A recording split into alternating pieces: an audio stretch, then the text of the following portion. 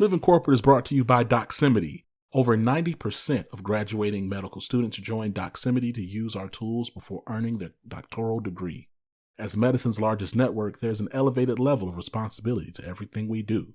We don't take that responsibility lightly and are committed to working towards a more equitable world inside and beyond our virtual office walls. If you want to learn more about Doximity, make sure you go to your app store, type in DOXIMITY.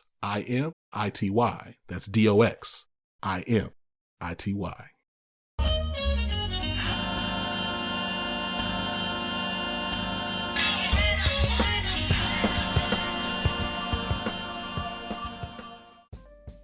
What's up, y'all? It's Zach with Live in Corporate, and my goodness gracious, if you're hearing this, you're hearing the voice of a man who just became a father of two little girls. You know what I'm saying? I got Emery and I got Amon. I'm really thankful for my wife, thankful for life. It's just a really great season. Opportunities abound. Live in Corporate continues to grow. Family continues to grow. Relationships continue to develop and mature. Just appreciative of clarity, especially in a season that is most noted with change, right? We're in the fall, coming up on Q4, a time to reflect, a time to just make sure everything's in place. Not coming up on Q4, we're in Q4. But just a time to really make sure that you're setting yourself up well for the new year. And I'm thankful for where Live in Corporate is, where I am, where my family is. I'm going to tell you, I'm also thankful for this conversation I was able to have with April Ryan. All right. Now, everybody who's listening to this show should know who April Ryan is. All right. She's been in the game 25 plus years as a White House Correspondent, as a journalist of well-renowned, of world-renowned.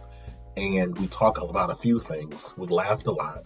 We also talked a good bit about her book, Black Women Will Save the World. All right. So make sure you check out this conversation and listen.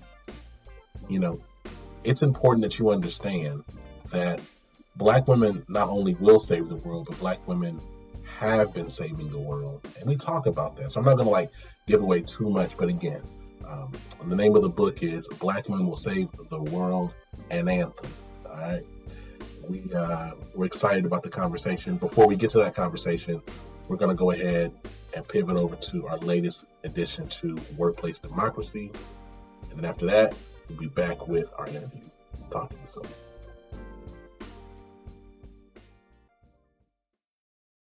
When you're building a culture of belonging, every word counts. That's why TheGrio brings the world's most advanced language insights into your hiring and employer brand content. Our industry-leading approach to artificial intelligence and machine learning provides the tools needed to find more diverse candidates. In short, TheGrio builds more equitable workspaces, guiding businesses and writing more inclusive job posts. And we're building on that success by bringing even more products to the market for all people who share our belief that language matters. Words have power. And at TheGrio, we harness that power to increase the access and availability of value-driven work for everyone. Live in Corporate is brought to you by Doximity. Doximity is committed to fostering an inclusive and diverse work environment where differences are valued, practices are equitable, and employees experience a sense of belonging that allows them to bring their full, authentic selves daily. As medicine's largest network, there's an elevated level of responsibility to everything we do. We don't take that responsibility lightly and are committed to working towards a more equitable world inside and beyond our virtual office walls.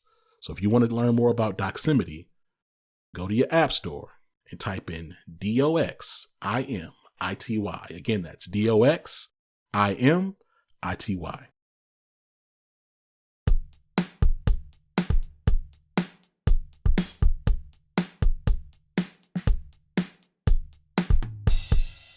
Welcome back to the Workplace Democracy podcast segment brought to you by the Living Corporate Network. I'm your host, Tyra Robinson, an attorney licensed to practice in the state of Maryland.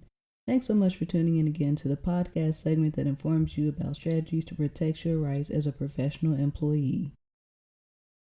During this segment, we're going to talk about working virtually. This is a topic that's become more prevalent over the past couple of years, and therefore there's not a well-established body of law the same as there is for the physical workplace. That doesn't mean the workplace protection laws don't apply at all. But the question does become, what obligations do employees and employers have in virtual or hybrid workplaces? One example of potential workplace harassment is discussed in an article in the show notes is an employee using their digital avatar to send racist or discriminatory messages, or harassment that begins in a virtual setting but also extends to a physical workplace. As you engage in virtual or hybrid work, think about this new landscape and how it might affect you. What might change and what might stay the same?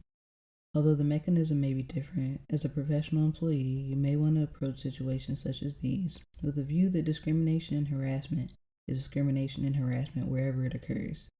And therefore, whatever reporting process your employer has in place, you'll want to follow it if you think you're experiencing harassment or discrimination in a virtual workplace. So this is another topic that you may want to keep in mind. Thanks again for listening to Workplace Democracy, brought to you by the Living Corporate Network and myself, Tyra Robinson. I hope you'll tune in every segment to learn more about how to bring democracy to your workplace. Please understand this podcast segment is only intended for educational purposes and is not a replacement for individualized legal advice. You should always seek the services of a licensed attorney who will look at the specific facts of your individual circumstance if you are contemplating legal action. Additionally, the views expressed in this podcast are my own and are not reflective of my employer. Living Corporate is brought to you by TheGrio. Today's top talent is everywhere, representing everyone, and our work environment should reflect the level of inclusion to meet that standard. TheGrio achieves this in building more equitable company cultures through the language we use in our job postings. That culture is formed one hire at a time, making the words we use to reach more diverse candidates all the more important. Our advanced language insights and employer brand content is what drives our mission of inclusion. Through our industry-leading application of artificial intelligence and machine learning, we're able to widen companies' reach in finding and building upon the very diverse talent that empowers a culture of belonging. Every door should be open to every qualified job seeker. Again, that's TheGrio. Living Corporate is brought to you by Doximity. Doximity helps over 2 million medical professionals. We are the largest medical network that includes over 80% of physicians and over 50% of physician assistants and nurse practitioners. We don't take that responsibility lightly and committed to working towards a more equitable world inside and beyond our virtual office walls. If you want to learn more about Doximity, check out your app store at DOXIMITY. That's DOXIMITY.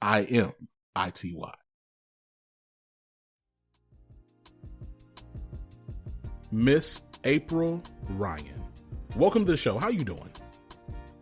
I'm good. I'm sitting here in New York City, City of Dreams with you, and ready to just get into this. And so glad that you would think enough of me to have me on your show.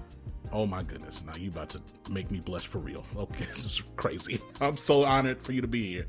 Look, I'm going to be honest. I feel like we can go a bunch of different directions, different places, but let's start now with your time. You've been now. Look, you are not not new to this. You are true to this. It's been over 25 years of journalism. You've been a White House correspondent for quite some time, not just during the Trump administration. But I do want to ask you about your time as a White House correspondent during the Trump administration. So many of us, I recall, were cheering you on as you held Trump and Sean Spicer and Sarah Huckabee Sanders and the rest of their cronies to task with poise in the face of blatant disrespect. And I recall, like, on Twitter, we caught you in gifts. You kind of looking at them like, what? I know you're not talking to me. Like, this is like, what is going? I've been retrieving my memes. I've been retrieving my memes. I'm trying to put them in my phone. I'm like, what were you thinking, April? I'm serious. I've been sending them to a couple of friends, and they're like, "Why are you sending me your meme?" Because I can. Well, it's just so honest, and again, I bring up I invoke your experience, which we're going to talk about more in this conversation, for a reason. Like, did any of that, given the fact that, again, you are seasoned, But did any of that feel surreal to you in the moment? It was shocking. It was shock and awe in the moment. And I talk about it in the book. It was so shocking. It was unbelievable. And you couldn't imagine writing a story about this. It was one of those moments where you didn't know where it was going and if it would even end. And that's one of the reasons why I wrote the book. You know, maybe some of those honest moments of the memes created some consternation too in that prior administration. But for sure, I was one of the ones who was targeted by the administration, a lot of them Black women. And what I've learned, when people target you and put a narrative out about you, the best way you can defend yourself, you don't sit there and let them talk about you. Take the pen and write the story yourself. Tell the truth. And I did that with this book. I came back because so many Black women were vilified, to include myself, from the last administration. And I want to celebrate us, our greatness, our strength, our push forward, our efforts to save the democracy as well. So it was tough, but my solution is this moment. Well, let me say this, you know, in preparing for this interview, I went back and I looked at what I'd like to call, as now you have several greatest hits, but I think about like the last 8 years, I think like the latest greatest hits, and I think about the times where you were on like CNN panels and you were having conversations where you told us, hey, I'm not going to let you spin this. No, to your point around telling your story, even before you wrote this book, or this book has been coming ready for us to receive. Like, you've been vocal and I haven't seen you take things laying down. Like, you really advocate for yourself in an honest, unapologetic, and high integrity way. So that's incredible, and it's encouraging, and I'm excited to get to the book. Now, we're gonna get to this book now, but I have some more questions. This is really one of the reasons, and like you said, if you don't speak up, those things stick, and you are not gonna lie on me, and you're not gonna call me out of my name without me pushing back.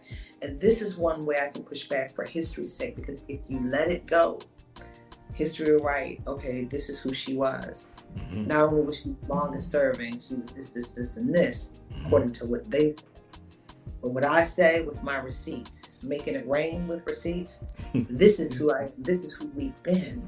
Yes. So it's so important to mark the moment, to write about the moment, so people can see the truth. There are always various sides and varying sides to the story. But if I'm in it and I'm living it, I'm gonna tell you how I felt, what I saw, and what happened, and give you some receipts at the same time. Amen. Now, a little bit of levity, a little bit before we get into it. I do have a real question for you: did you eat that pie that Sarah Huckabee Sanders gave you? No. I held it up. I did a Vanna Black with it, held it up, showcased it. It was heavy. I ate that pie. When she was making the pie, she was like, come on, eat my pie. I was like, no. She said, I'm not putting anything in it. And then people said, oh, Sarah, everyone thinks Sarah is going to poison her. No. My mom and my daddy used to tell me, my late mother and father used to tell me, don't eat anything from someone who doesn't like you. Come on now. So it doesn't mean she was going to poison it, but who knew what would have fallen in it by mistake, I was not going to put out. That's what I'm saying. So, and she showed her disdain for me later on. So I'm glad I never ate that pie. Oh my gosh. Oh man, I asked the question, I got the answer I wanted. Boy, thank you so much. All right. Now, related to all of this, you're on CNN, like you're on national platforms, global platforms where you're having debates. And sometimes, look, I engage, and I'm like, I believe that Miss Ryan in this moment is being authentic.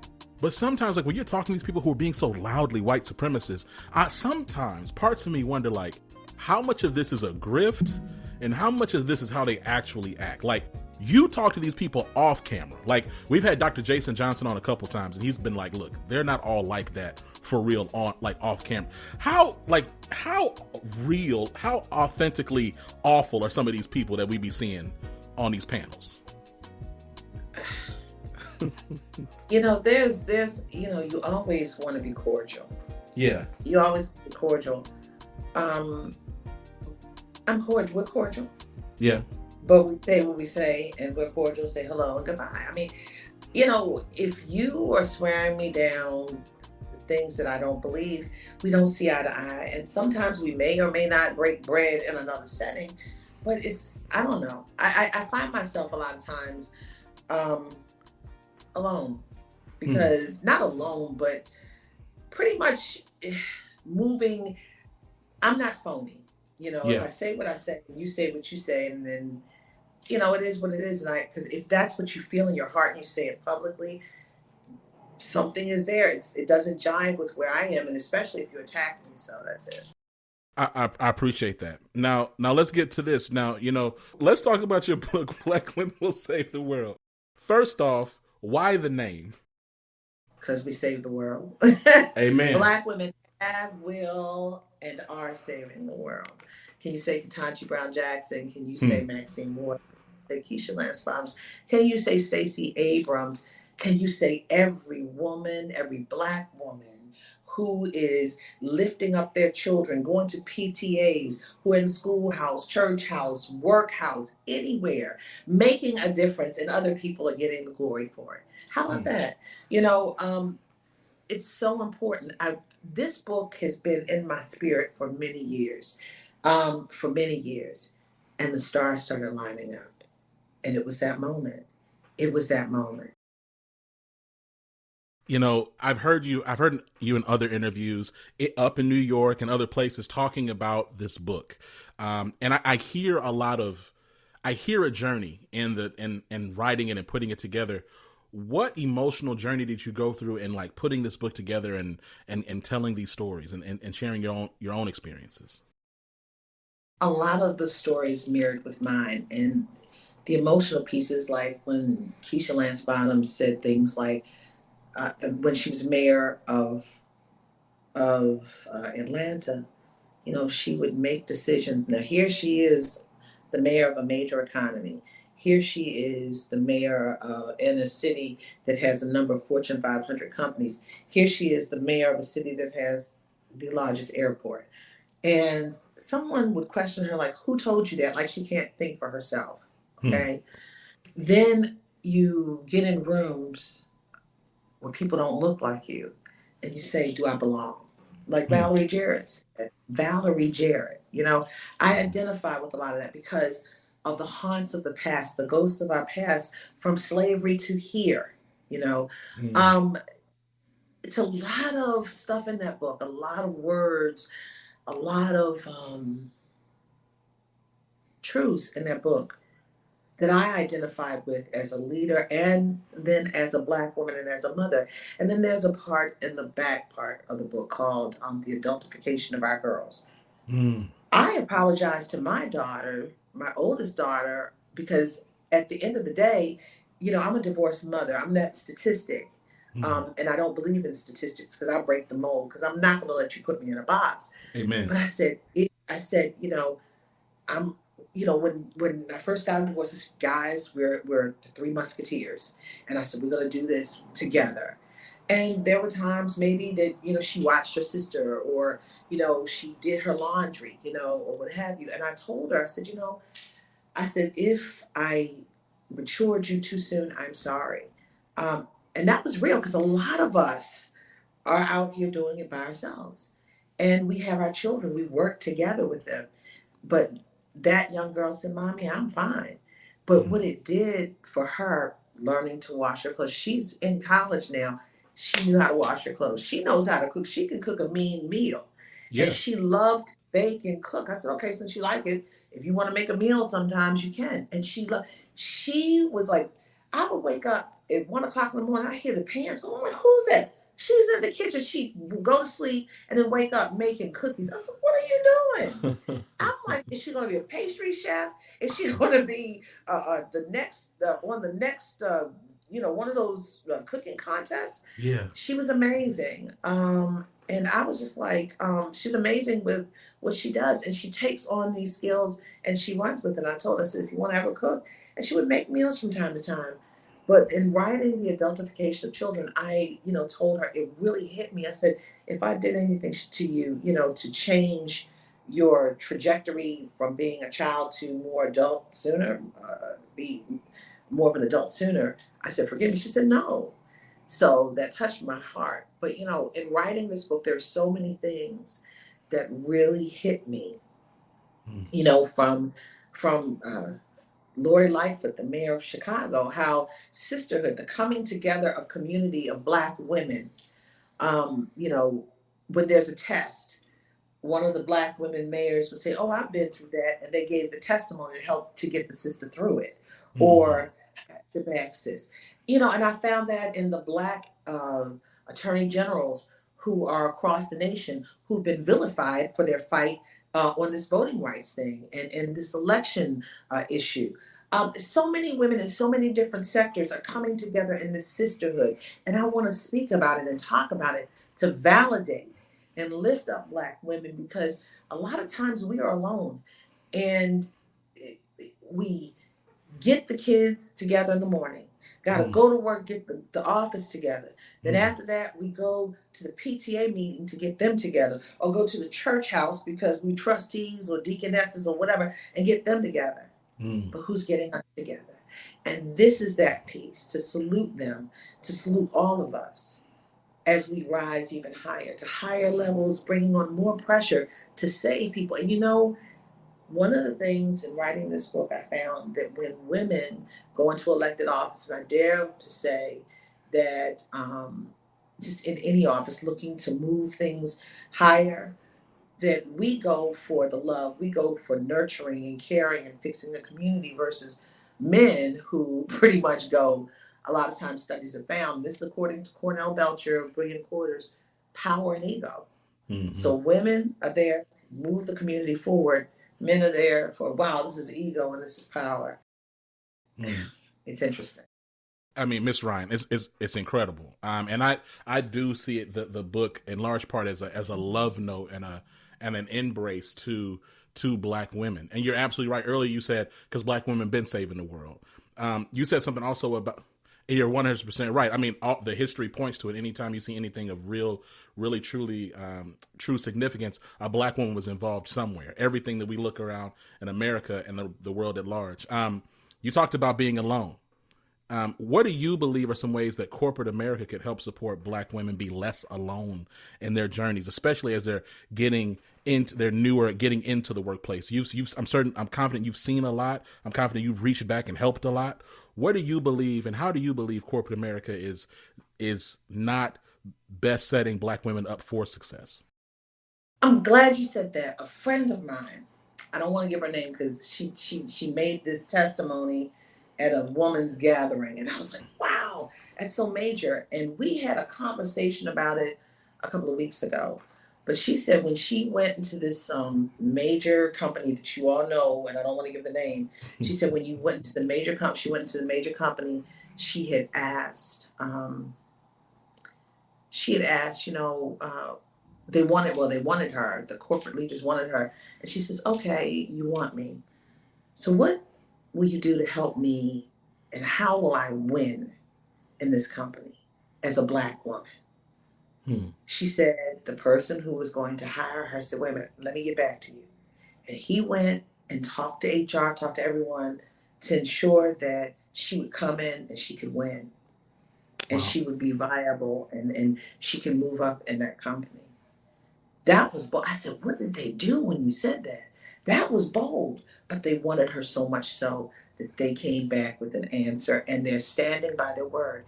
Corporate America, we should not have to ask. Ms. Ryan. There should be efforts in place to have a win, to ensure that we are winning, and ensure that we can move from this space that you hire us to bring us to the next level, and the next level into higher spaces. Ms. Ryan, this has been a phenomenal conversation. I want to thank you. I want to thank you for your candor, as always, for your authenticity. And I'm excited about everyone checking out the book, Black women, save the world. And yes, the link's in the show notes. Everybody needs to check it out. Pause what you're doing. Pull over to the side of the road. Put your hazard lights on. Shake your little cones out. Put the flare up. Download the link in the show. Don't do all this while you're driving. Do it right now. All right? Pause and do it right now. Miss Ryan, you're a friend of the show. You're welcome to come back anytime. I'm going to tell Sarah to bake you pie. Please don't. Please don't. I'd love to talk to you another time, but please don't have, now let me tell you something. If I could have you on the show again, I might look at the pie. I might look at the pie if I could have you on the show again, but I'm not putting it in my mouth. Close to holiday time, man. She's probably baking those. Okay. We'll talk to you soon.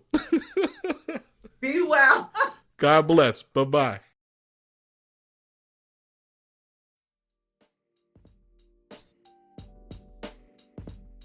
And we're back. Yo, shout out to April Ryan. Shout out to her team. Shout out to the incredible work that she's done in writing this book, For Black Women Will Save the World, an anthem. If you haven't checked it out yet, click the link in the show notes.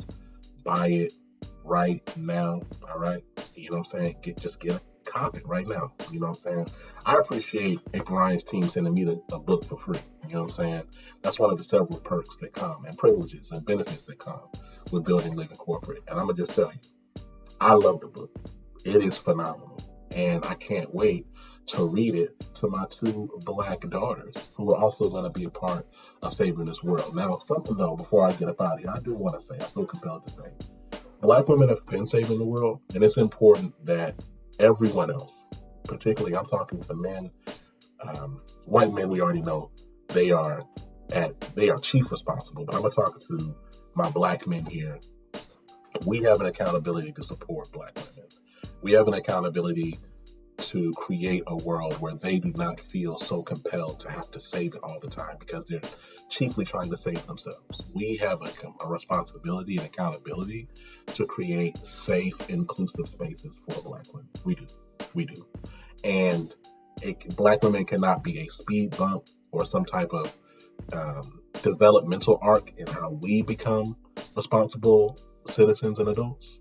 It's important for us to practice proper allyship and partnership by supporting Black women. Not just Black women who are in our immediate family, or Black women who we're in some sort of romantic relationship with, or Black women we want to get something from. We have a responsibility and an accountability to make a safer world, a more inclusive world, a more empowering world for all Black women, period. So that's my charge for those listening. And just as a reminder, we can't just continue to cheer on the least of these as they do all the heavy lifting. We have accountability to pick up the plow and also get to work. And that does not just mean toiling, doing tasks, but it also means challenging the systems and structures that create inequitable environments that really make superherodom so needed in the first place, right? We really should live in an environment in a world where no one has to perform Herculean tasks for survival, okay? That being said, thank you for listening to Living Corporate. Again, shout out to April Ryan. I continue to be blessed and thankful for Living Corporate. Thank you so much for listening. Make sure you give us 5 stars on Apple Podcasts. Check out the website, make a profile. You can listen to this conversation and so many more on living-corporate.com. Peace.